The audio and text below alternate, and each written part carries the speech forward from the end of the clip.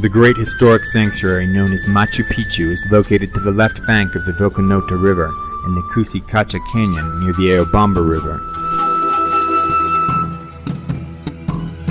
It is part of the Machu Picchu district pertaining to the province of Urubamba. In Quechua, Machu Picchu is thought to mean Old Mountain. The ruins are known as Machu Picchu because Melchor Arteaga, a local renter of land, told Hiram Bingham that there were ruins in the Old Mountain, Machu Picchu. The North American researcher did not find another name for this site, so he used the name given to him by Arteaga in his publications. The Dr. Jorge Escobar Medrano insists that one possibility for the old name of Machu Picchu would be Marcanay.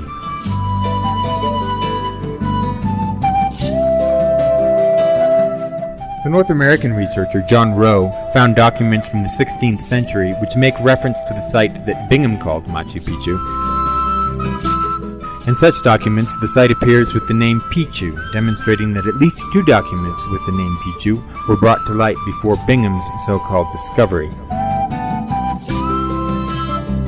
Machu Picchu was also known by the Spaniards of the 16th century because it was part of the land holdings of Calca, Tambo, y Amaybamba, left first under the care of Hernando Pizarro and then Arias Maldonado.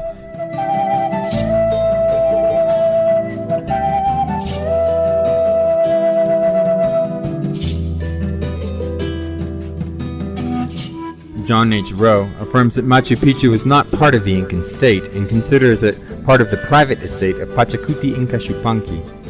Julino Zapata, in recent investigations, demonstrates that Machu Picchu was inhabited by ethnic groups from the late Middle Ages or time periods previous to that of the Incas. The Dr. Mariana Muldipis gathered various documents on Machu Picchu prior to the arrival of Bingham. The first direct references about visitors to Machu Picchu indicate that Agustin Lizarraga, a renter of Cuscañan lands, arrived to the site on the 14th of July 1902, leading three other Cuscañans, Gabino Sanchez, Enrique Palma, and Justo Ochoa. The visitors left graffiti with their names on one of the walls of the Temple of Three Windows, which was later verified by various people. There is information in existence which suggests that Lizarraga had already visited Machu Picchu in the company of Luis Behard in 1894. Lizarraga showed the buildings to the visitors, although the nature of their activities has not been researched to this day. Hiram Bingham. Hiram Bingham, after having seen one of the areas of the Royal Mausoleum in the cave beneath the Temple of the Sun in 1911, was so impressed that he solicited support from Yale University, the National Geographic Society, and the Peruvian government to immediately begin scientific studies of the site. This, with the assistance of the engineer Elwood Erdis and the osteologist George Eaton, as well as the direct participation of Toribio Recharte and Anacleto Alvarez, and a group of anonymous workers from the area, Bingham directed archaeological works at Machu Picchu from 1912 until 1915, until all of the brush was cleared away and Incan tombs in the outer walls of the city were discovered. The public life of Machu Picchu begins in 1913, with the publication of an article in the National Geographic magazine. It's clear that Bingham did not discover Machu Picchu in the strict sense of the word. No one did really, given that it was never lost. It is undoubtable that he was the first person to recognize the importance of the ruin, studying with a multidisciplinary team and sharing their findings in scientific terms.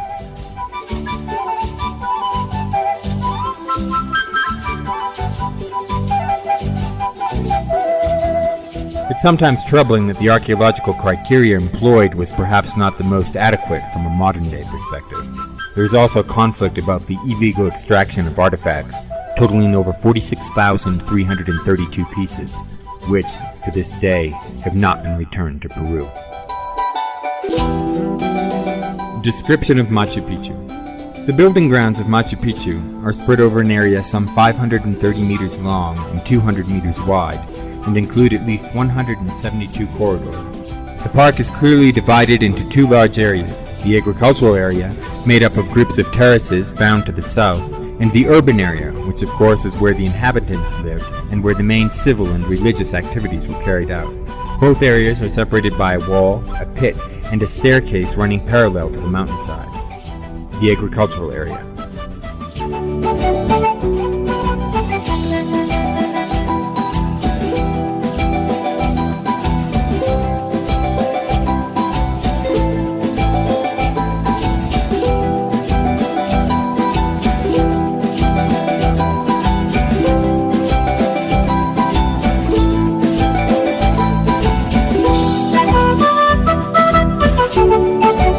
The terraces of Machu Picchu stand out like big steps built over the side of the mountain. They're structures made of rock wall and filled in with different layers of different materials: big rocks, smaller rocks, clay, and soil, which facilitate drainage, preventing water from pooling up, taking into account the high levels of rainfall, and eroding their structure.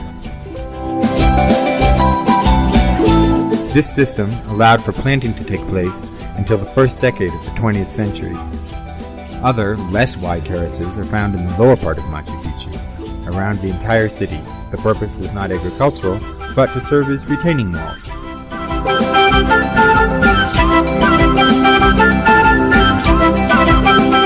Five large buildings are located along the terraces to the east of the Inca Trail, which arrives from the south, and were used as food storage facilities. To the west of the trail, two other groups of terraces are found, some semicircular, concentrically built, and others straight. The urban area. A 400-meter-long wall divides the city from the agricultural area. Parallel to the wall, there runs a ditch which was the principal drainage way for the city. On the high part of the wall, one finds the gate to Machu Picchu, which operated with an internal closing mechanism. The urban area has been divided by present-day archaeologists into groups of buildings named with a number between 1 and 18.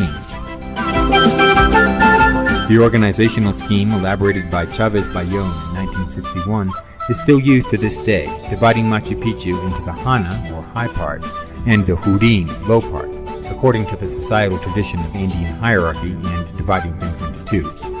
The physical center of this division is an elongated plaza built on terraces on different levels in accordance with the inclines of the mountain. The second important axis within this city crosses the one formerly mentioned, crossing practically the entire width of the ruins east to west. It is made up of two parts: a long narrow stairway, which serves as the main street, and a group of carefully made water fountains which run along its side. At the intersection of these two axes, the home of the Inca and the observatory temple of the tower are located, as well as the first and most important of the water fountains.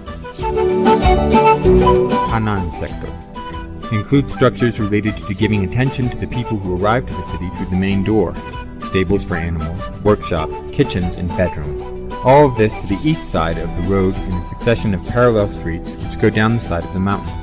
The most important building, or the vestibular edifice, had 2 floors and many points of access. To the left-hand side of the main entrance, there are rooms of a lower rank, which would be related to the work in the quarries situated in the middle of this section. All of the buildings are on the same level, and many were made to look nice, and painted.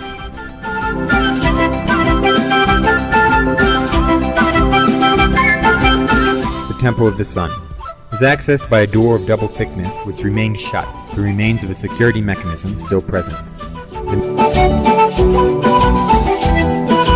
The main construction is known as the Torreon, or Big Tower, made of finely worked blocks. It was used for ceremonies related to the June solstice. One of the windows shows signs of having embedded ornamentation, which was ripped out at some point in the history of Machu Picchu, destroying part of its structure, not to mention signs of a great fire in the area. The Torreon is built on a large rock, under which is a cave which has been completely covered with fine masonry. Lumbreras speculates that these indicators affirm that it could have been the tomb of Pachacuti, and that his mummy was here until shortly after the Spanish invasion of Cusco.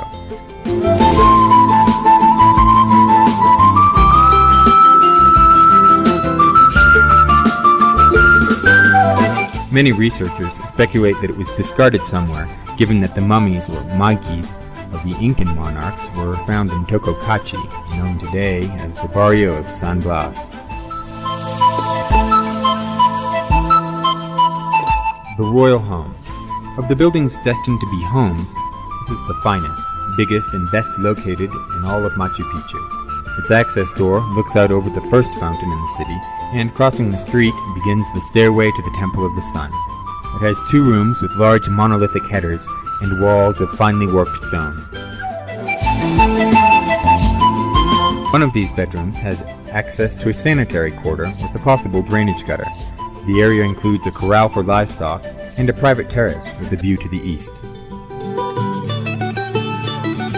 The Sacred Square is what a group of buildings all placed around a central square patio is called. All evidence suggests that this place was used for ritual ceremonies. It includes 2 of the best buildings in Machu Picchu, which are made of huge, carefully worked stones.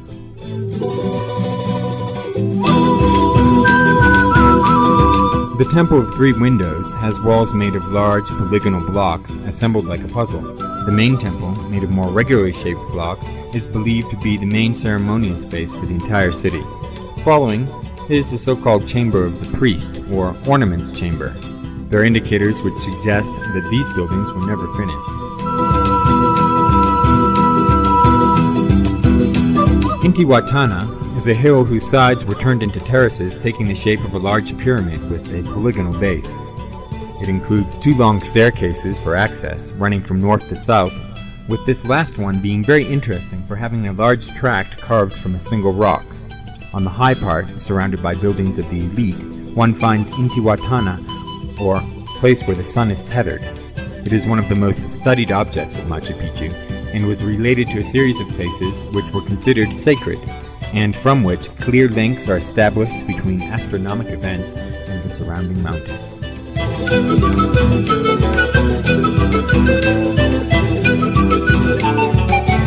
Sacred rock is what a flat-faced rock is called, located atop a wide pedestal. It is a feature which denotes the northern extreme of the city, and it is the starting place of the road to Huayna Picchu.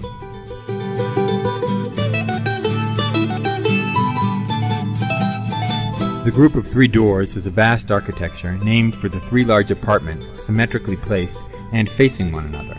There are openings with identical features overlooking the main square of Machu Picchu, including homes and workshops.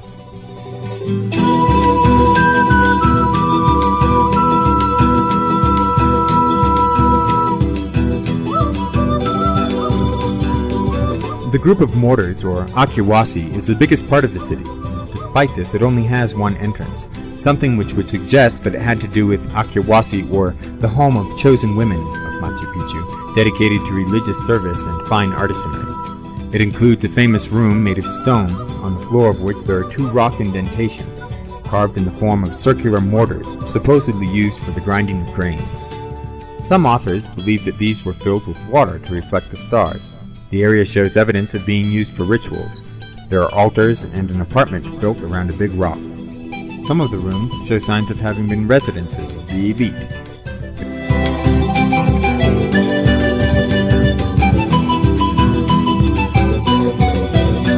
The Condor Group is a wide group of buildings, of sometimes irregular proportions, which take advantage of the contours in the rock. It includes a few caves showing evidence of having been used for rituals with a large carved stone in the middle of a wide patio, in which many believe to see the representation of a condor. To the south of the condor, homes of the elite are found. They had the only private access to one of the fountains of Machu Picchu.